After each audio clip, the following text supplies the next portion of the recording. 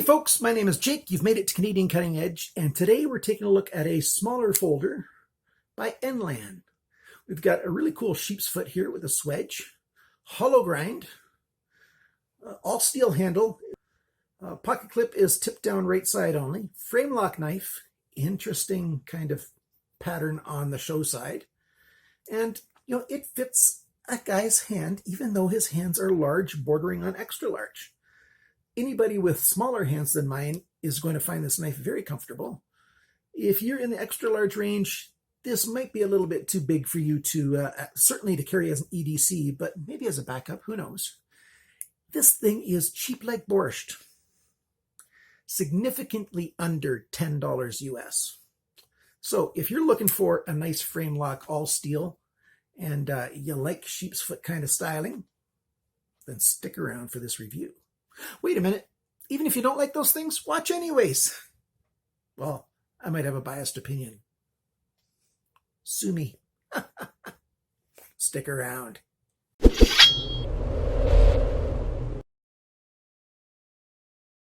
So Enlan's been making knives for a while, and this little guy I've had for about 6, 7, 8 months, and I just hadn't done a review of it until now. It's a nice little knife. I think it's really cute. I like it. We've got 8CR13 steel, Rockwell of about 57, all satin, made in China, frame lock, sheep's foot, hollow grind, nice curvature back here so that it fits in the palm of your hand very well. Nice curvature here, jimping in here on the liner lock right there, or frame lock,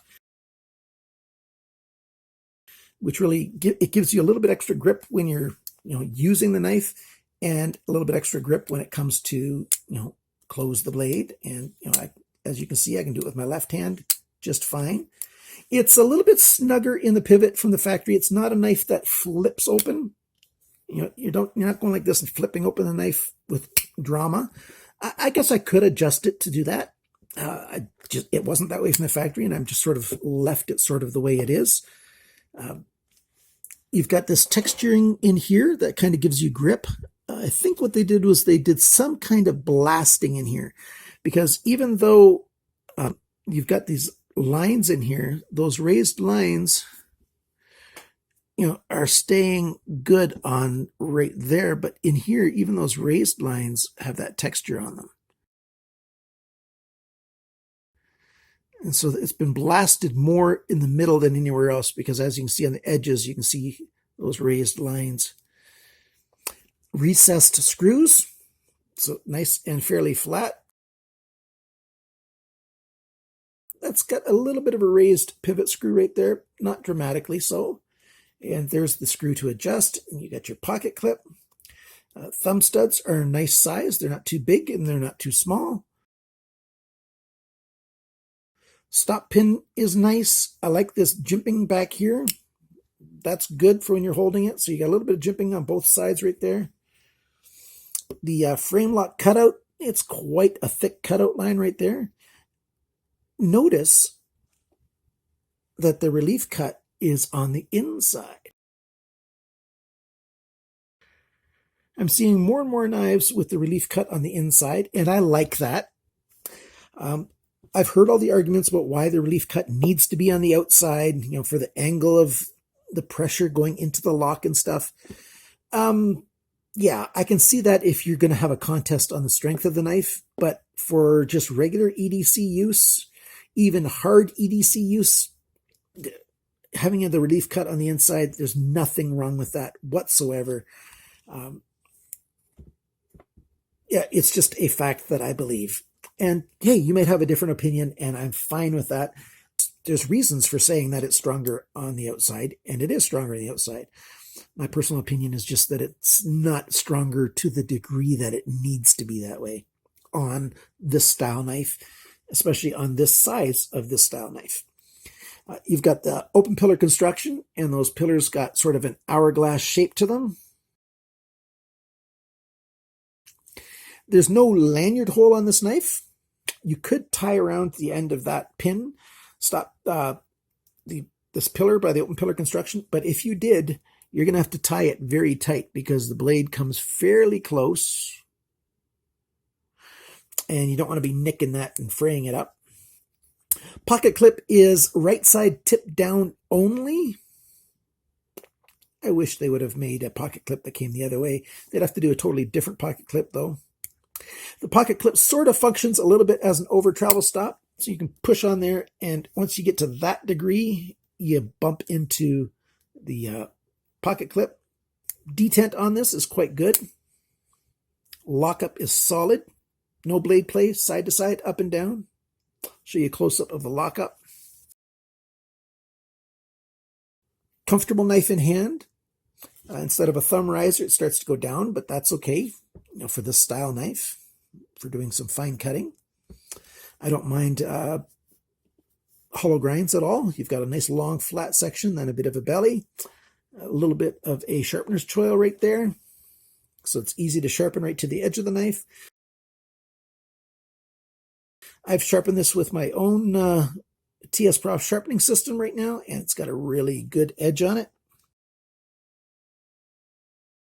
From the factory, the final grind angle was 18 degrees. So 18 degrees on either side. Most EDC blades are 20. 18 is not bad. For this knife, it actually works quite well. The dimensions: cutting edge, 6.86 centimeters, 2.7 inches. Full length of the blade, 6.99 centimeters, 2 3/4 of an inch. Blade thickness, 2.4 millimeters, that's 0.0945 inches. Thickness of the edge behind the grind, 0.42 millimeters. That's all, 0.165 inches. Nice and thin behind the grind. I like that a lot. Handle length, 9.32 centimeters. That's 3.67 inches. Grip area is about 8 centimeters, 3.15 inches. The handle thickness, not counting the pocket clip, is just over 8 millimeters. That's 0.3175 inches. The handle depth, this time I'll tell you the maximum. Right here, the maximum is 2.35 centimeters. That's 0.92 of an inch. And of course, it gets smaller all the way down to very little back here. Total length of this knife with the blade deployed is 16.4 centimeters, almost 6.5 inches. It weighs 85 grams, which is 3 ounces. So this is a knife that is great as an under 3-inch knife, if that's what you need for EDC tasks, or a good secondary knife for those of us who like to carry big knives. At least I like to carry a second knife quite often. Let's get a wider angle of the view here. So there you go, in the pocket. You've got about 1 centimeter sticking out there, right around 1/2 inch, roughly. It sits in the pocket like that. Not bad. Pocket clip works very well functionally. It's just I wish they had a tip-up option. Not for myself, mind you, because I don't mind tip down at all. But there's a lot of guys that want tip up. And so for them, there you go. Even if you're left-handed with the pocket clip on this side, it's still not hard to get in there and deploy the blade.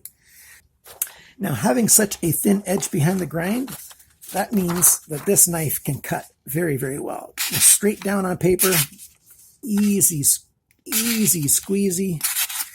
You can cut down on paper straight all day long. A lot of guys will cut down and they'll slide the knife back when they do it.